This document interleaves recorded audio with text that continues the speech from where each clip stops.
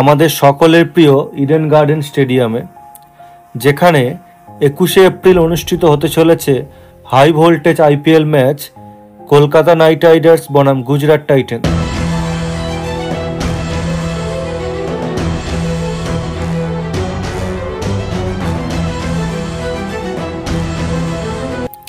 মাঠে চলছে শেষ মুহূর্তের প্রস্তুতি।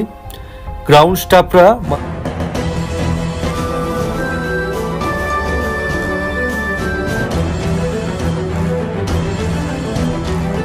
সৌরভ গাঙ্গুলি গ্যালারি, ভারতের প্রাক্তন অধিনায়ক এবং দেখতে পাচ্ছেন দর্শকদের বসা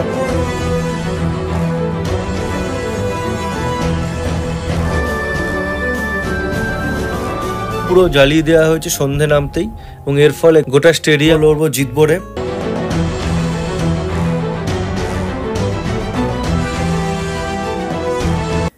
নমস্কার বন্ধুরা, আপনাদের সকলকে স্বাগত আমার চ্যানেলে। আজকে আমি আপনাদের নিয়ে চলেছি আমাদের সকলের প্রিয় ইডেন গার্ডেন স্টেডিয়ামে, যেখানে 21শে এপ্রিল অনুষ্ঠিত হতে চলেছে high voltage IPL match Kolkata Knight Riders বনাম গুজরাট টাইটান্স, অর্থাৎ কেকেআর ভার্সেস জিটি।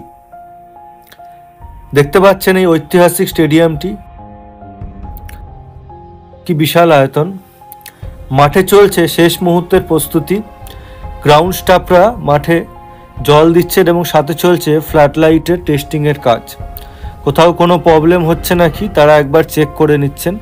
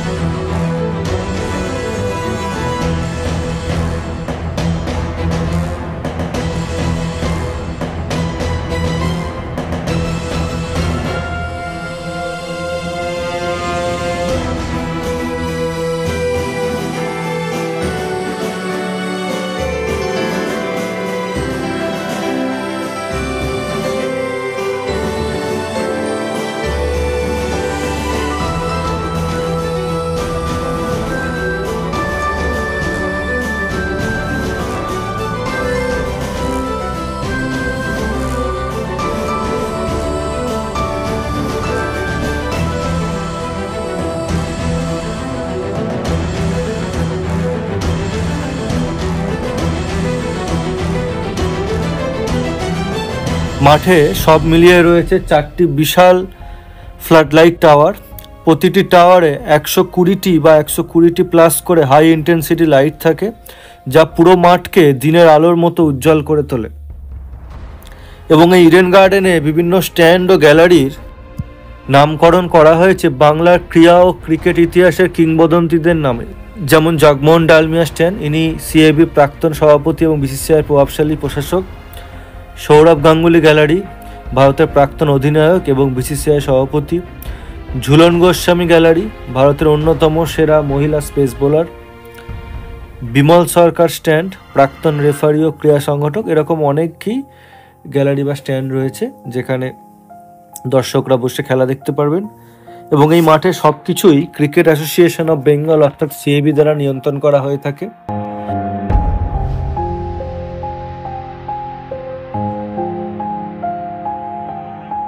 দেখতে পাচ্ছেন দর্শকদের বসার আসনগুলো সিরিয়াল নাম্বার অনুযায়ী রয়েছে।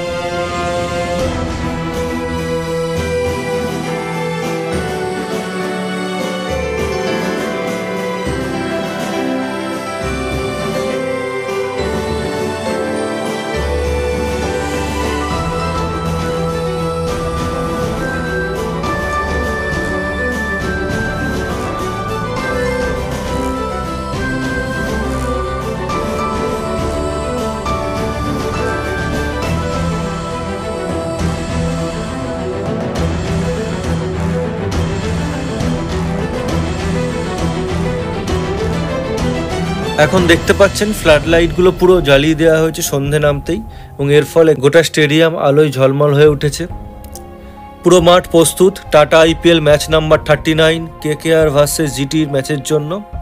তো আমরা সবাই আশা করব KKR এই ম্যাচটি জিতবে এবং প্লে অফে জায়গা করে নেবে। আমরা লড়বো জিতবো রে। আজকের এই ভিডিওটি আমি এখানেই শেষ করছি। ভিডিওটি যদি আপনাদের ভালো লেগে থাকে তাহলে একটি লাইক করে দেবেন। কেমন লাগলো আজকের এই ভিডিওটি কমেন্ট করে জানাবেন।